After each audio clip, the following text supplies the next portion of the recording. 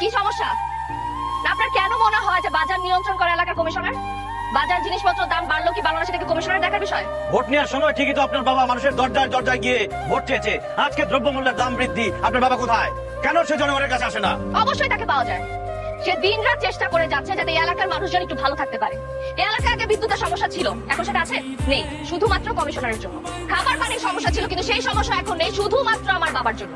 আমার বাবার আয়ত্তে যা যা আছে তার সবটুকু সে চেষ্টা করে যাচ্ছে নিয়ন্ত্রণ করার জন্য। আর আপনি, আপনার যদি এতই মনে হয় আপনি যান না বাজারে গিয়ে যারা নিয়ন্ত্রণ করছে তাদের সাথে গিয়ে কথা বলেন। এইসব বুঝুন বাজুন বুঝতে আমাদের কোনো লাভ নাই। আপনার বাবা কমিশনার, আপনার বাবাকে এখানে আসতে হবে, জবাব দিয়ে করতে হবে কেন তরমুজের দাম 200 থেকে 1200 টাকা হলো। আমাদের এই অনুষ্ঠান চলবে, দরকার হলে আমরা রাজপথে নামবো। চাচা দাঁড়া দাঁড়া, এই সার্কাস আর কতক্ষণ দেখবো? ওই হালার ভালা কি করতেছে দেখতেছেন না? আপনি শুধু একবার অর্ডার দেন, ওরা 5 থেকে 12 পর্যন্ত বানাবো। আরে তুই দেখিস না কে দাঁড়ানো রয়েছে ওই জায়গায়, এর মধ্যে যাওয়া যায় নাকি? নেহারা সারা দর্শন করে পাঠা। এই যে এক মিনিট, আপনার যেটা মনে হয় আপনি সেটা করতে পারেন। মাইক নিয়ে এসব চিল্লাইতে না সবাই পারে, কিন্তু এলাকাটা সবাই নিয়ন্ত্রণ করতে পারে না। আর আপনি কি বললেন আমার বাবার আসতে হবে? আমার বাবা এখানে এসে আপনাকে জবাব দিয়ে যাবে। ওই যে দেহা সরছে, যা ভালো সবগুলারে, নাই একটারও হাড্ডি গুটি যেন না থাকে।